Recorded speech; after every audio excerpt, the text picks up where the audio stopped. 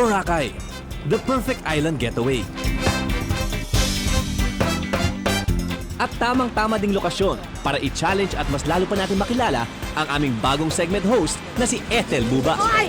Bakit niyo ako iniwan? Ano ba talaga? Matigas na malambot.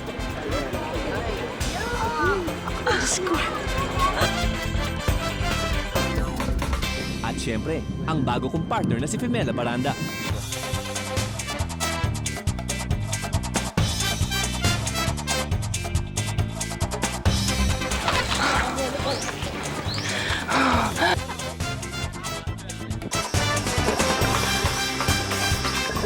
Tapang ang tao. Ako di atras.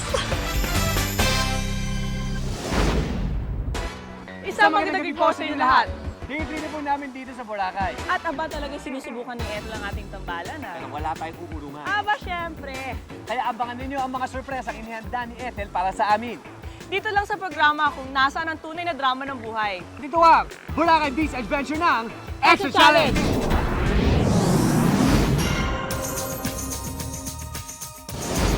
Wow! Congratulations! key to I don't know what. Ay, congratulations, Pem. Hindi ka nanonood. Gagamitin niyo ito para sa susunod niyong challenge. O, ganun yan. Susi ang bike. Pang mayaman kasi kaya may susi. Yan. Sa bike pala namin gagamitin ng mga susi. Okay, dadaan, nakakita ninyo. May mga flag dyan. Kailangan makuha ninyo yung 13 na flags. At kailangan marating ninyo ang finish line para makuha ninyo ang prize ninyo. Saya-saya.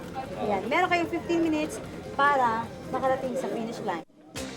So talagang dapat naka-wetsuit kami pag nagbabike, ganun ba? At may sinelas. One flag down! Nako si Fem, hindi pala marunong mag-bike. Patay! Eh kasi naman, ang tagal-tagal ko na di nagbabike. Pero kaya ko yan, Pao. Don't worry. Second flag down. So, nung nakita ko yung bike, parang okay, eh medyo matagal na ako hindi nakakapag-bike. So, nung mga bata pa ako, at hindi ko talaga kinareer mag-bike nung bata ako. So, hindi ako marunong actually. Inisip ko na, nako hindi marunong mag-bike. Eh, konti lang taong hindi marunong mag-bike sa mundo, di ba? Tapos naging partner ko pa siya. Parang ganon. I realized din na ang pinakasusi talaga sa anumang partnership is patience and at the same time, full support for the partnership to work. And trust. Pagmamalasakit. Wag mo akong iwan!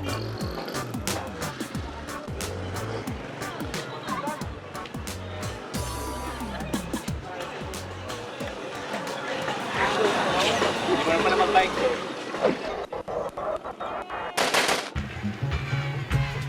Bah, mukhang nangangalahati na kami. Kaso, rough road na itong dadaanan. Mas mahirap dito, Fem. That's it. Good girl.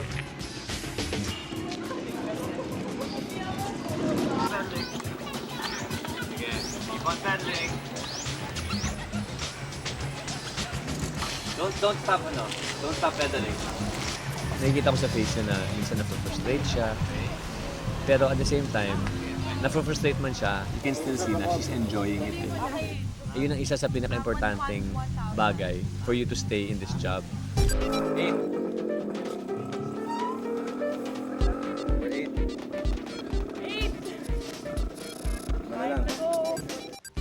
Mukhang huling flag na to. Natatanong ko ng finish line. Keep on pedaling. Pajak, pajak. Pajak, Fem, pajak. Kaya. Go for the gold! Ayun yun. So, medyo nanginginig na yung mga kamay ko, legs ko. So talagang medyo nagulat talaga ako sa challenge na yun. Nahirapan ako talaga. Kasi lalo na yung dirt road na yung off-road na siya. Medyo malubak-lubak. Lapit na. Malapit na time limit.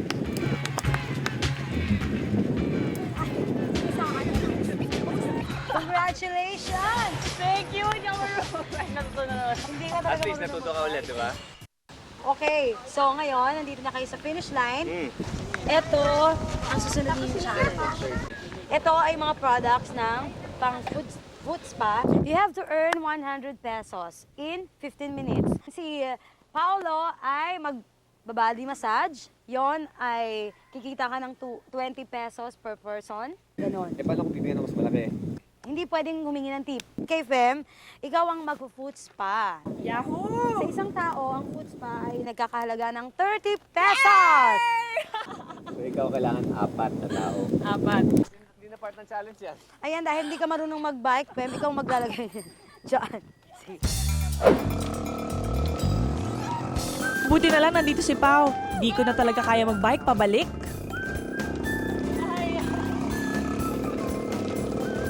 Yay! Yahoo!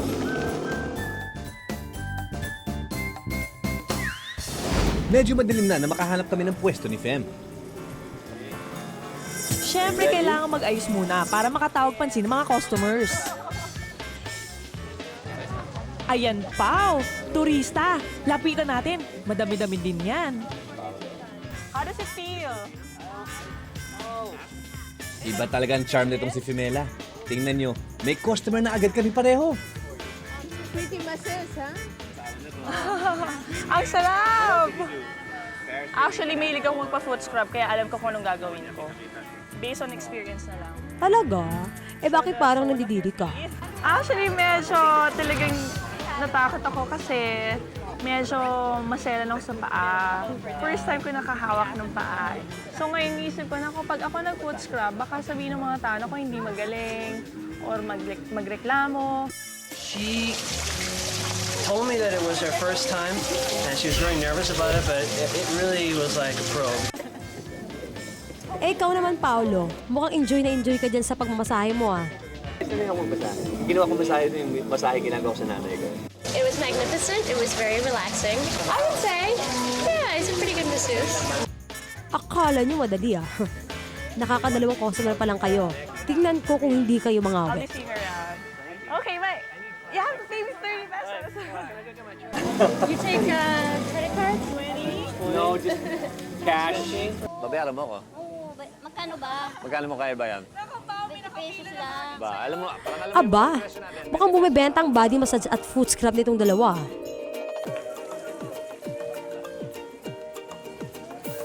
Hi, Aling Nita. Yan po ang sikreto para lumambot ang paa. Sige. So, lagi na rin yung kayo nagpapa-foot scrub. Nakikiliti ka. Bakit ang hirap? Marunong ka nga ba talaga? Oh, marunong po ako. Sasakyan yata ako. Ay, nasasaktan ka. Oh, no.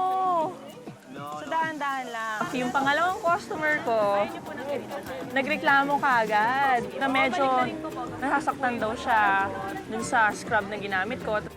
Tama yan, Aling Lita. Sige, pag walkout ka, wag mong bayaran si Femela. Sige. Para okay lang. Okay, salamat po. Thank you po, Aling Lita. Ayaw niya. Hindi pala siya marunong. Aba, Pasensya na po, Aling Lita. Gagalingan. Softer na yung gagawin ko. pero babayaran niyo pa rin. Babayaran niya pa. Hindi ako magbabayad mo eh. Ba? Kasi, Nakalibre ka, ha? Oo nga, isang Hanapin mo yung pa rin partner yun ko. Isang Huwag pa rin hanapin. yun, Aling Lita. kaya lang. Oh. Hindi ka satisfied sa performance. Sabi ko naman, softer, gagawin ko softer yung massage. Okay na lang.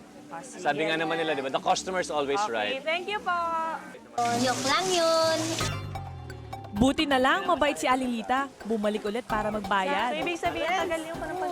Ito nang bayad ko sa inyo. Ay, thank you. Ang galing-galing Thank you niyo. po. Thank you. Maraming salamat po. Akala ko kasi talaga, parang normal lang. Di ba? Getting better. Pagaling na pagaling. Pwede na ako mag-business.